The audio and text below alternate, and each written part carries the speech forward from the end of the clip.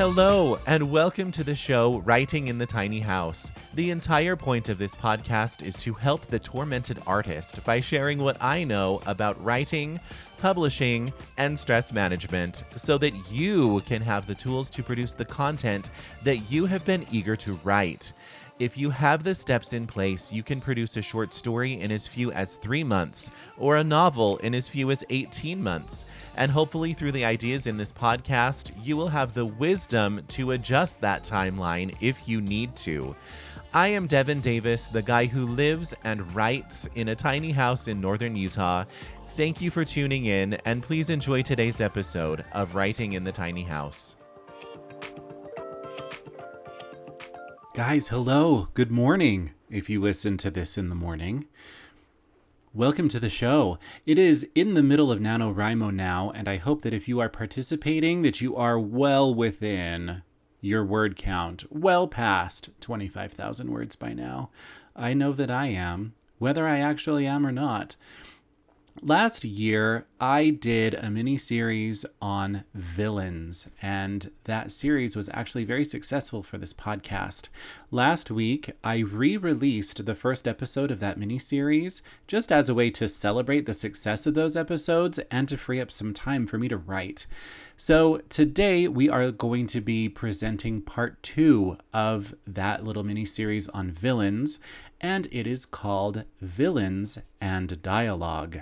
So if you have some spare moments throughout your day, because I know that we are all busy people, but I know that you are setting aside time to write, even if you're not, go ahead and listen to this presentation on Villains and Dialogue so that you can formulate the perfect way for your villains to speak in whatever work in progress you are working on.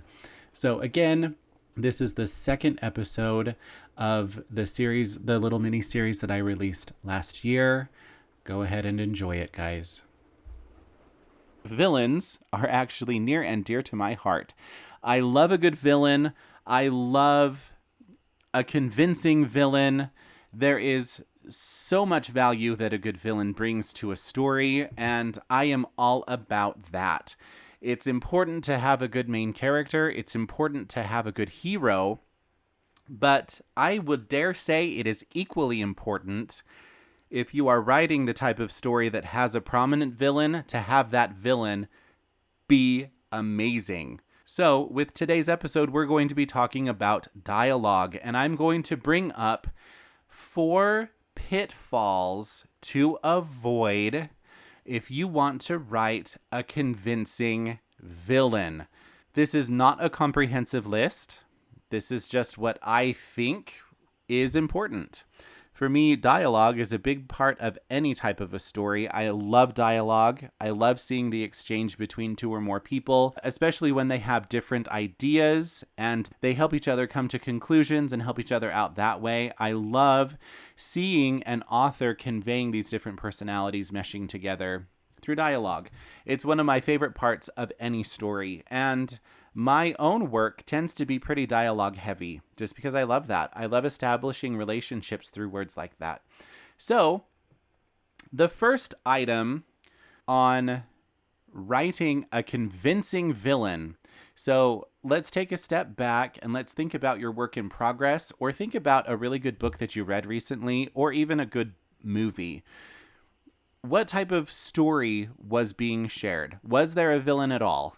And if there was a villain, was he or she prominent throughout the entire story?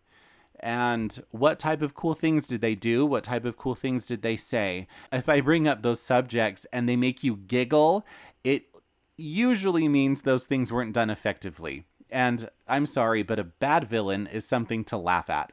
Seeing bad dialogue and seeing a horrible cliche villain is actually one of my favorite things to laugh at. I'm kind of weird like that. I love a bad villain almost as much as I love a good villain, just because they are a perfect example of what not to do. The first pitfall that I have on my list is witty banter. If you are writing scenes where the villain comes into contact with the main character a lot, It depends on the atmosphere that you are building in your story. If your story is witty, if it's funny, if it's making fun of a cliche, then witty banter is fine. However, an exchange between a villain and a main character, you need to really pay attention to what their relationship actually is. If they knew each other beforehand, it's possible that they would say more to each other during these encounters while the main character is trying to foil the villain. For instance, if the villain is the dad, or if the villain is the neighbor, or a teacher, or something like that, it's entirely possible with that pre-established relationship that they would talk to each other, or that they would have more to say, or the tone of the conversation would be more desperate, more pleading, rather than more demanding, or there would be more of an attempt to find common ground. And that means that if this prior relationship exists already, it needs to be established in a really good way before these other encounters, when this character has stepped into the role of the villain. Otherwise, the witty banter, the back and forth, smart, crack of the whip things, if that is the tone of your story, then go for it. Otherwise, I say don't do it. For me, it makes a lot more sense to have a villain say nothing if the villain and the main character encounter each other but don't know each other. It makes a lot more sense to me if, under the pressure of whatever this big master plan is going on, that there would be a lack of words. And there would be a lot more emotion without the words. And that's something that I personally would avoid. Again, pay attention to the overall tone of your story, though. The second pitfall is wordy or unnatural insults.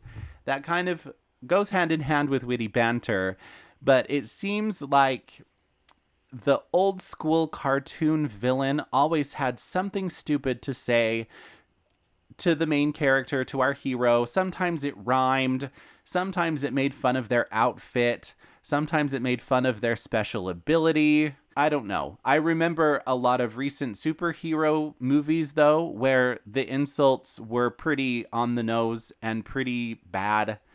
And I personally don't like that. To have that type of really bad, crappy insult really puts me out of the story. And I personally wouldn't do it. I like things to be more believable than that. And that is usually the tone of my book anyway.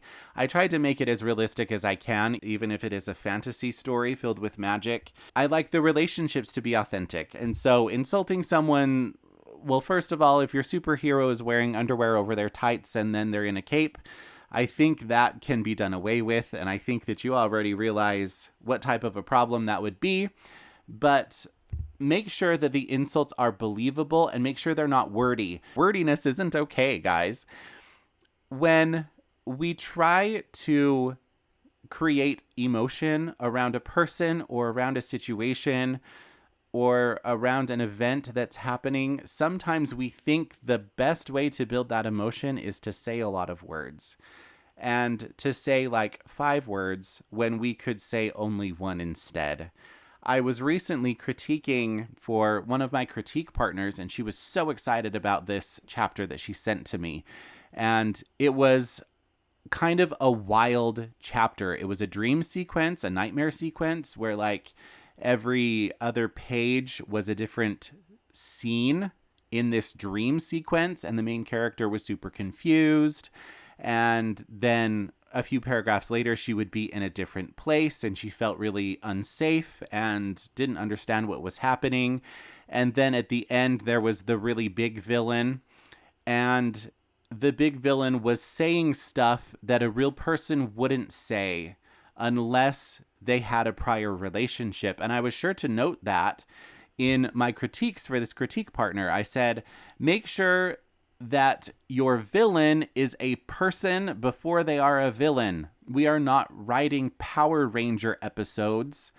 And we're not writing 1950s superhero comics anymore, unless you are. If you are, that's fine. Then you can disregard this entire episode. But make sure that they are a person before they are a villain. And the same can be said with your hero. Make sure your hero is a person before they are a hero. And so with some of the dialogue in this critique that I did for this critique partner, I went through and just made little notes out in the margin saying, if you can follow what your villain is saying with that evil maniacal laugh, I mean, I don't really want to do it into the microphone. But if you can follow what they said with that evil maniacal laugh, then you need to change what they said, because that evil maniacal laugh has no place in your book. Or at least it shouldn't. It doesn't have a place in my book. So avoiding wordy and complicated and unnatural insults and other just language as well. Also, weak language. So this is the third pitfall that I have on my list. Weak language. A lot of us think that all language needs to be flowery and that all villains need to speak properly. Especially if it is a villain who is doing the master plan type of thing. If he's a big, strong brute, sometimes we naturally tend to give him different dialogue and to say things differently. But if he's the secret, elaborate plan maker, if he's the guy who is taking over the world because he is smart and he has this intricate plan to do so, we tend to sometimes think that that guy would speak with proper English and with kind of older English. I have been reading a book recently that is fantasy. It takes place in kind of that typical medieval Europe fantasy world where a lot of fantasy novels take place. And the dialogue between the hero and the king's evil advisor, those stock characters, is not natural because they're making it old. And the thing is, they don't need to make it old. They can have it be more natural than that. I'm not saying that they need to modernize their dialogue much, but the thing is, the world is made up already. And this place, even though it resembles medieval Europe, it is not medieval Europe. And so the dialogue can be whatever you want it to be. And so it doesn't need to necessarily have the references to pop culture, and it doesn't need to have the slang and whatever else. But when they start referring to things in a really old-fashioned way, when we start talking about, well, when we start whipping out the insults that my grandmother would use, I don't think that is as convincing as just better natural language conversation, to be perfectly honest. And this is another thing. One of the things that we come up against as a writer is we find that our writing tends to be really revealing of ourselves. I read a meme the other day that writing is supposed to be embarrassing in the way that it makes us feel naked. And that suggests that as a writer, we get to be brave. And for many of us, sometimes that gets to involve our relationship with language and sometimes our relationship with swear words. If you don't want to use foul language in your book, you certainly don't have to. It is 100% possible to write a convincing villain and a good hero and a wonderful world without having foul language if you don't want it there. If you want to appeal to a younger audience and have it be cleaner than that, that is 100% up to you. However, I'm going to paint a picture on purpose to demonstrate a point. If you have a villain and she grew up on the wrong side of town and she has a drug problem and she beats her kids, and at the end of the book, it finishes with her killing her husband, and yet the F word tends to make her clutch her pearls, I don't buy it. I'm not saying that you need to incorporate the F word into your book, But that was a big obstacle for me to face. And I have a villain kind of similar to the situation I just described. And I don't know, growing up on the wrong side of town and a drug problem and whatever else, just painting that picture of a rough bad guy and then thinking of the language that they would use, I got to kind of get over my apprehension of using strong language. Just because I don't use strong language like that. I don't use strong language towards my kids, but it made sense that he would. And so it was one of those things where I could either have clean language or I could have the proper effect. And I couldn't choose both. I didn't want to choose both. And so I got to kind of swallow my apprehension with the foul language, and I got to include it in my manuscript. I'm not saying that I'm going to keep everything that's there just because I'm on my first draft, but you may encounter a similar problem if you are a more proper person who uses more proper language, or if you would never dabble in some of the things that you want to include in your book. Like if you have always been straight-laced and you've never done drugs, or if you never had premarital sex or whatever.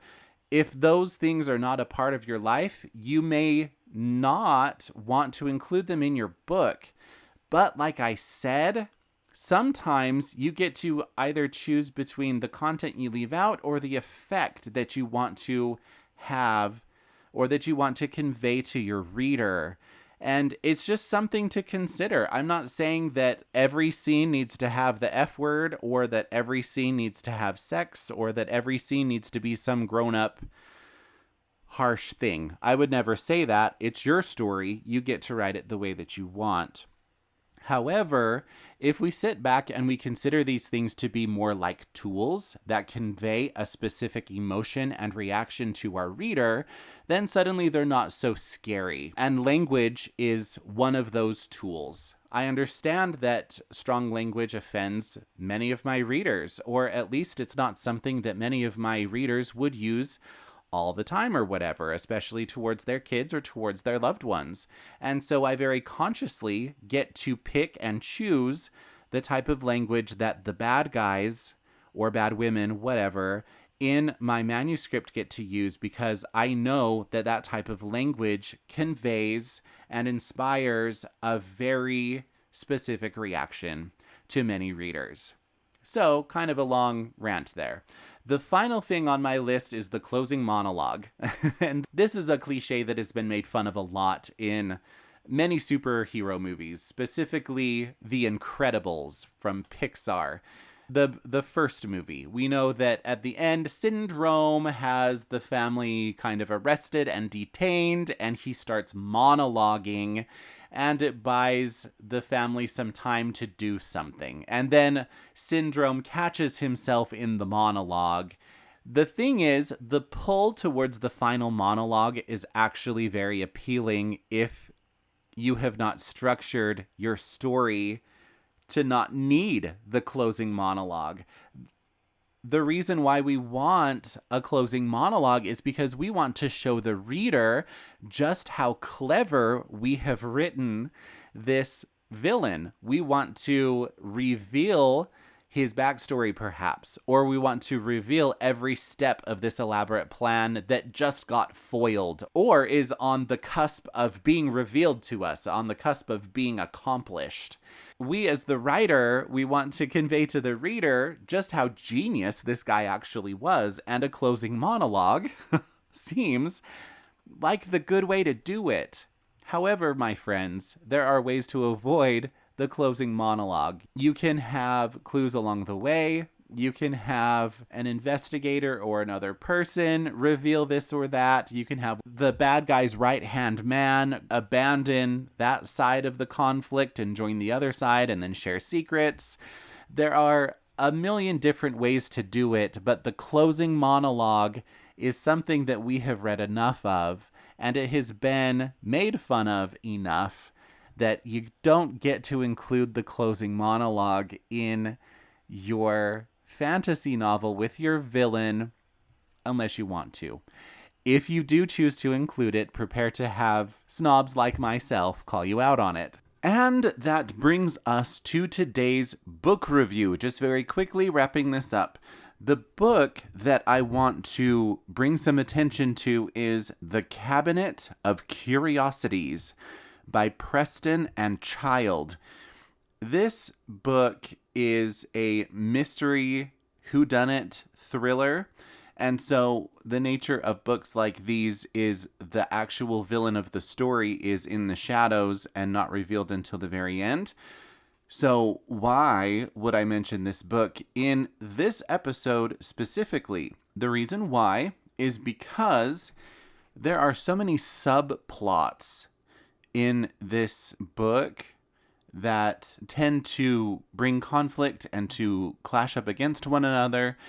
And as those subplots figure themselves out and get resolved and move the story forward, there are so many conversations between people who are antagonizing each other. So there's the investigator, and then there is the institution getting in the way of the investigation, or the people trying to shut down the museum, or the person working at the museum trying to keep their job. There are a lot of different examples like this, and so in a way, it's like there's a handful of mini villains running around throughout this book. This has very good examples of dialogue between people who are causing trouble for each other. People who have separate agendas and want to achieve those agendas and are trying to stop each other and are trying to get ahead and get away and whatever else. And so it has wonderful, believable, fun dialogue throughout the book that's not just insults and awkward accusations. There are a lot of wonderful things in this book, but this has a very good example of dialogue between people who hate each other and are getting in the way of each other. And it's good. This book is wonderful. And that is it for today. Go ahead and follow me on social media. On Instagram, I am at author Devin Davis. On Twitter, I am at author Devin D. And I also have an account on TikTok. Go ahead and find my information in the show notes of this episode. And remember that my short story Brigitte, which was published last fall, is available on Amazon as an ebook and on Audible as an audiobook. Go ahead and check those things out today. And be sure to join me on next week's episode of Writing in the Tiny House. Run by copy editor Chrissy Barton, Little Syllables Editing is a reliable resource for anyone looking to improve their manuscript. Chrissy does line edits, copy edits, and the final proofread for experienced writers and newbies alike. Go to littlesyllables.com and reach out to Chrissy today. A link is in the show notes.